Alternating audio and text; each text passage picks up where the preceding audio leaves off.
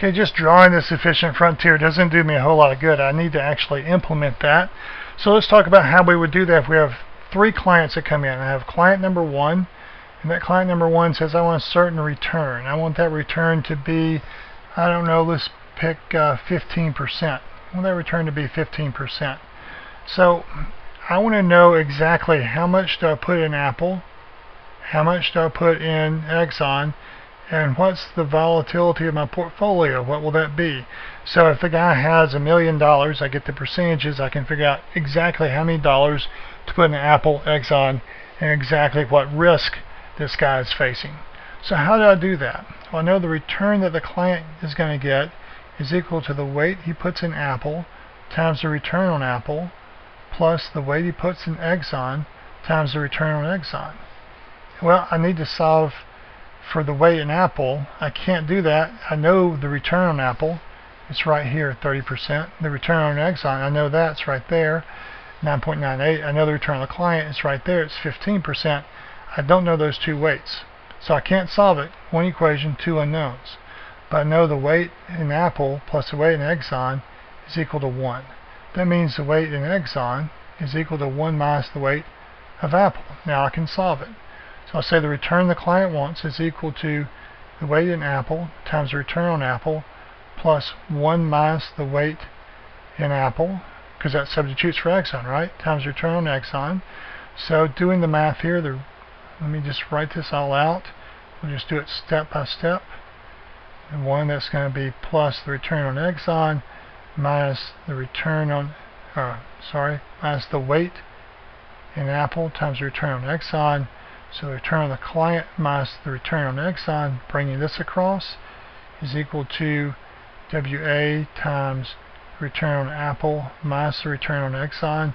So the weight in Apple is equal to the return on the client minus the return on Exxon over return on Apple minus the return from Exxon. So that would be 15 minus 0.0998 divided by 0.305 minus 0.0998. And I'll leave it to you to do that math. Let me get rid of this and we'll go to client number 2. Okay, so client number 2 comes in and he says, you know what, I want to have a certain amount of risk. So my volatility, you want that volatility number to be, let's say 20%. 20%. And even though we've drawn this portion of the graph, this goes on out like this forever, and then this curves back around and it continues like that forever. So if you imagine that, I'll have 2 different points where I'll have that 20%. That's going to make that tough. So what do I have here? Well, I know the volatility, I know a portfolio, the risk of a portfolio is equal to, or the variance of a portfolio is equal to the weight in the first asset, weight of Apple, squared times the variance of Apple, plus the weight of Exxon, squared times the variance of Exxon, plus 2 times the weights times the covariance of Apple and Exxon. Of course, the way of the portfolio, I could just say, well, this particular portfolio is called portfolio C because that's the client's portfolio. So again, I want to solve for WA, and I can do that by doing the following. Now the algebra gets cumbersome, but this isn't difficult. It's just frustrating and time consuming. And it's really not that time consuming. So we'll just go through this. This is going to be 1 minus the weight of Apple squared, variance of Exxon, plus 2 times the weight of Apple, 1 minus the weight, 1 minus. It takes patience and making sure you do each step and don't skip a step. That's all this requires. So if I expand this, I know 1 minus WA squared, that's 1 minus 2 WA plus WA squared. So just remember that little fact from your high school algebra. So sigma C squared is equal to WA squared sigma A squared plus the variance of Exxon minus 2 times weight of Apple the variance of x on, plus the weight of apple squared, the variance of x on. And my hand's starting to hurt from writing all this. And this is going to be 2, so plus 2, the weight of apple, times the covariance of x on with apple, minus 2 times the weight of apple squared times the covariance of apple with x on. I don't care if the x or a is first. It doesn't matter. Oh boy, so what do we do with this?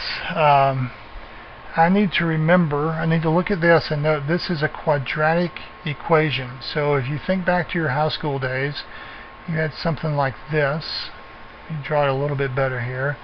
You know, here's the x-axis, here's the y-axis, and it had something that looked like this.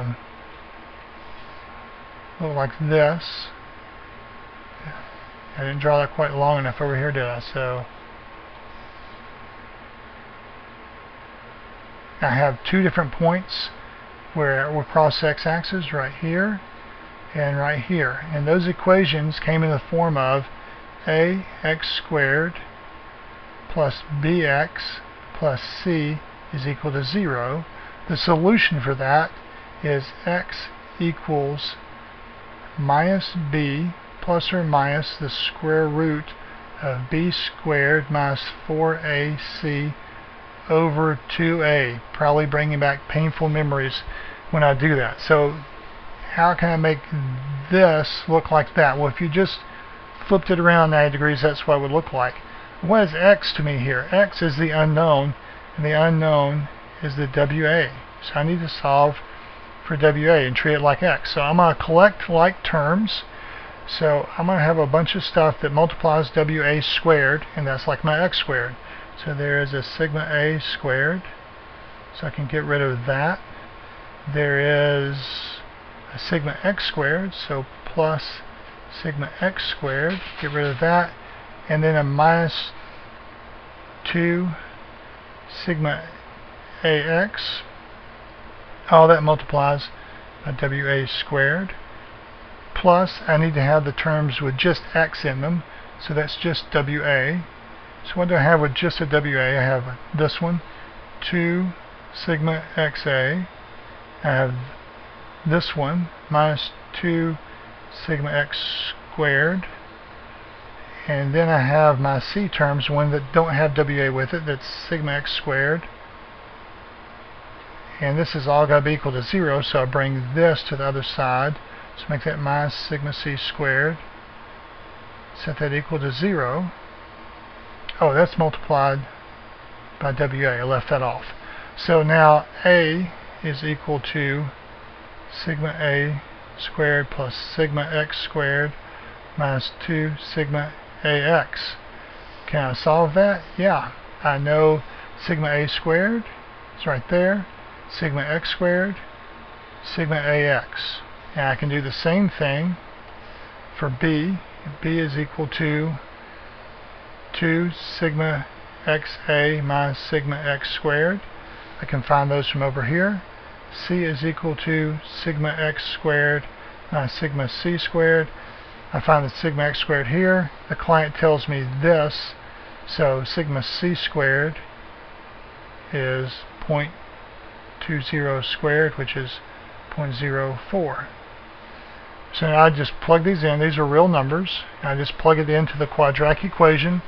I'm going to have two answers, because I'm going to have one answer that's going to look like, let me get some of this off, it's starting to get a little crowded. So I'm going to have my first answer, WA is equal to minus B plus the square root of B squared minus 4AC over 2A. Now my second answer, WA is going to equal minus B minus the square root of B squared minus 4AC over 2A. So whatever these come out to be, they're going to come out to be some percent. I just put them back in and find the return. So the total return for my client's portfolio is the weight of A, return of A, plus the weight of X, return of X.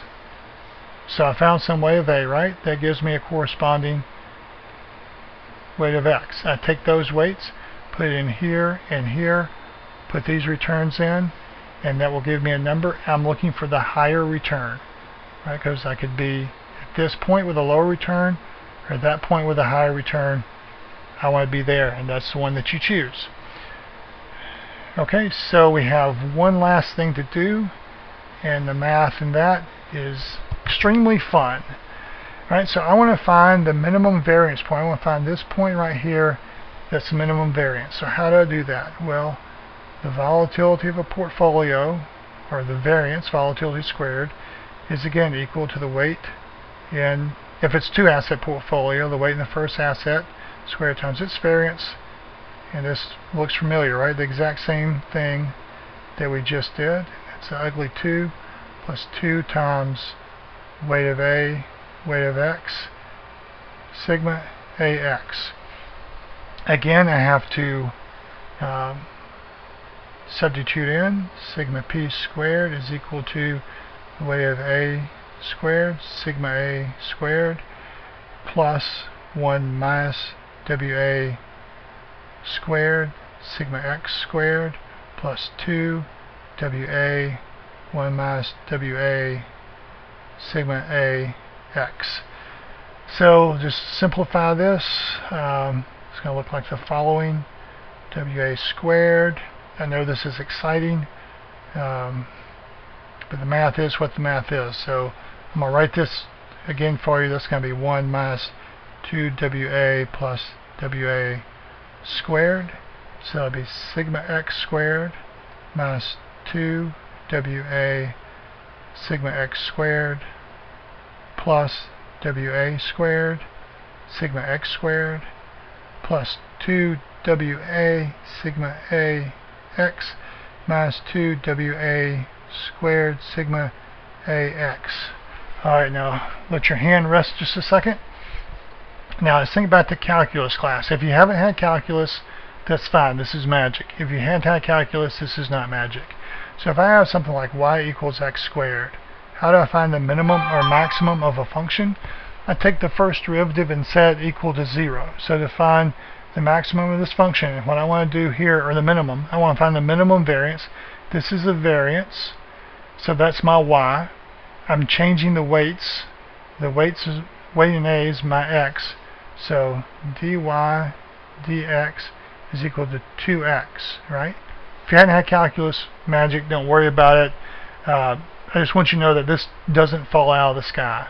So the change in, or the derivative of y dy dx, right?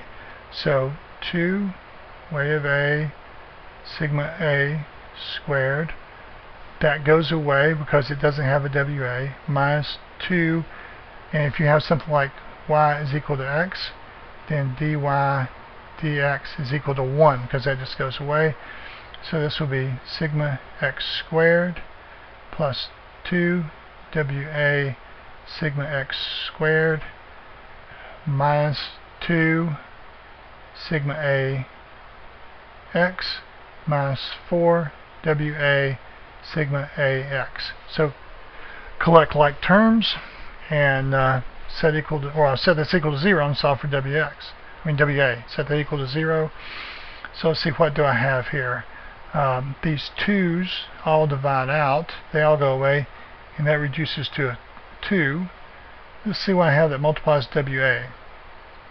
Sigma A squared, I got that, plus sigma X squared, got that, minus 2 sigma AX, I got that multiplies by WA, plus I have left over a, what I have left over, I have, okay, this should be a positive right there. I messed up that sign. So I have sigma AX, got that one, and I already have taken care of that one. Then I have this left, which is minus sigma X squared, set that equal to 0. So solving, I have WA is equal to sigma X squared minus the covariance, sigma AX, over sigma A squared plus sigma X squared minus 2 sigma AX. So this is the minimum variance portfolio. I'm just going to slide this up just a little bit so we can still see this part of it. This is the minimum variance portfolio. So I can find the weight of X, right? So what I do to find the weight of A is here is sigma X squared, here's sigma A squared, and there's the covariance that goes right here. And then this is 1 minus WA. So I can solve for the return, I can solve for the volatility, and that will give me this point. And we're done. That's what we can do. Just kind of our last thing is I can have 3 clients come in. A client tells me I want a certain return, and I can tell him exactly what to do. A client comes in and says I want a certain volatility, and I can tell him exactly what to do. Our client comes in and says I want to take the least risk, or the minimum variance, find me the minimum variance portfolio. I can tell him exactly what to do. By exactly what to do, I can tell him how much to put in Apple, how much to put in Exxon. I can tell him exactly what his return is going to be, what his expected return. I can tell him what the risk is going to be. And that concludes the math behind using the efficient frontier.